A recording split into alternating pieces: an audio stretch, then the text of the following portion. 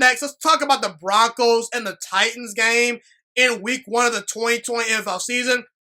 The Titans got a win on the road in Denver versus the Broncos 16-14. And I gotta say, man, the Titans deserve all the credit in the world for this victory. Ryan Tannehill did not play his best game, but Ryan Tannehill made plays when he needed to make them down the stretch to win this football game. Ryan Tannehill, he stood tall in the pocket. He was tough. He made some throws into some tight windows that were very key down the stretch. Derrick Henry played great. This team has a good offensive line. A.J. Brown, Corey Davis, Jonnu Smith. This Titans team has some real weapons. Mike Vrabel is a very good head coach, in my opinion. The defense played very well, limiting Drew Lock and the Broncos offense to 14 points. Jadeveon Clowney seems to be a very good addition to the team. And anytime you can win on the road versus a very solid football team, and I think Denver's a pretty solid football team, with Joe Flacco and Brandon Allen, this team won 7 games last year. Denver's not a pushover. They've got some real players, especially on offense, okay? For Tennessee to go out there and miss 3 field goals and still win this game despite not being at their best, that shows that they're a pretty darn good football team. Okay, that shows what they're made of. The mark of a good football team is if you can still win games when you don't have your best stuff. And Tennessee, despite not being very explosive offensively, despite missing several field goals, they got a dub on the road. This is very key for Tennessee. Tennessee was a team that I did not have in the playoffs. I was kind of waiting to see with Ryan Tannehill. I was kind of waiting to see with this team. But at the time in which I made my prediction, they did not have Jadeveon Clowney. Jadeveon Clowney definitely helps this team out. And honestly, I won't be shocked if the Titans make the playoffs. And this is very key because the Broncos, I believe they're a team that's going to be in playoff contention down the stretch. And Tennessee, they got a leg up on Denver if it were to be a tiebreaker down the stretch. And Tennessee, you should feel good about yourself, okay? Now the Broncos. I'm not too overly concerned about Denver. This is a game that they should have won. They vastly outplayed Tennessee for most of this game, in my opinion. They just did a horrible job of executing. Maybe not vastly outplayed Tennessee, just because Tennessee did miss 3 field goals. But Denver, they had their chances, man. They were up 7-0 early in the game, but someone fumbled. I forget who it was. It may have been Melvin Gordon. I can't remember who fumbled, but there was a fumble. Tennessee capitalized. They scored 7 points off of that. Drew Lock and that offense had opportunity in the red zone to score some points in the second quarter. They failed to score any points. The Tennessee Titans stopped them on 4th and goal. Drew Lock, he played an okay game. He wasn't bad, but he wasn't all that great. There was some good from Drew Lock in this game, but there was also some bad from Drew Lock in this game. He made a very good throw to Noah Fant in the end zone. But also he missed some throws. He missed a couple of touchdown passes. He was inaccurate at times when moved off a spot. And all I'm going to say about Drew Lock is be patient, Broncos fans. Be patient with Drew Lock. Drew Lock, he's still very young as a player. He's never played a full entire season.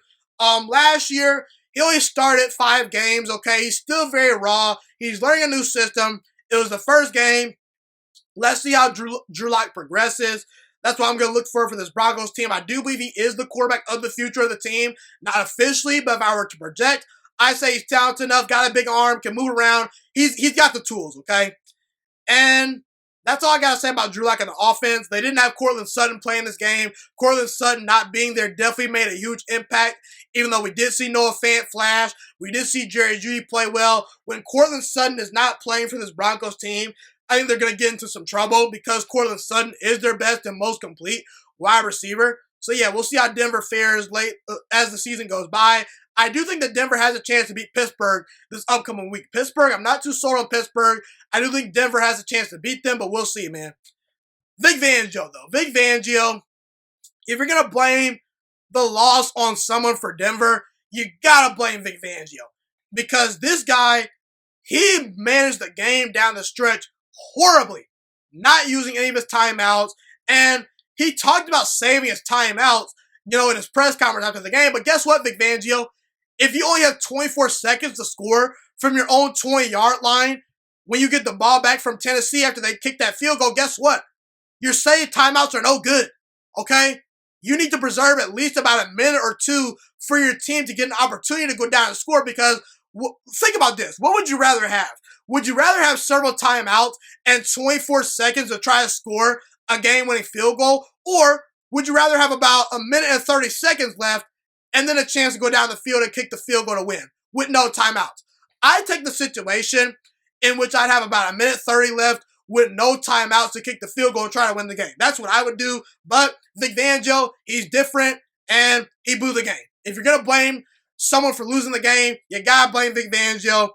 I'm not quite sold on Fangio as the head coach of this team. I'm not going to ridicule the guy too much just because I don't know if he's a good head coach or a bad head coach yet, just because last year his quarterback play was not very good. His team still won 7 games. So now that he has a young, promising quarterback that I feel good about in Drew Lock, this is where we need to judge Vic Fangio. So we'll see, man. I will say the defense still played very well, despite Von Miller not being there. But the offensive line is still a bit of a question mark. And Drew Lock in this offense, they're not fully in sync. But I do believe that once they get in sync, they'll be special to watch. Thank you so much for watching this video today. Please also note that the Juice Alert Sports Podcast is not just a YouTube channel. It is available on all podcasting platforms, including Spotify, Google Podcasts, iTunes, and Apple Podcasts. Also, if you enjoyed this video, be sure to like, comment, subscribe, and share this content with all your friends. This podcast is my favorite thing in the entire world right now. It is my passion. And I want more people to listen to this podcast. I really want this podcast to grow. Also, a fun fact about me is that I want to go into the sports broadcasting and media world once I graduate from the University of Toledo, a college in Northern Ohio. I am looking to become one of the next great sports broadcasters and analysts out in the world. And I potentially would like to start my own network if this podcast really truly grows. Or if I fall short of that goal, I would love to work for a big time network like ESPN or Fox Sports 1. I am open to all networks. So if you believe in my dreams and you see or hear my passion through the screen, be sure to tell all your friends about the Juice Alert Sports Podcast. Stay motivated, you guys. Have a God bless day, and I'm out.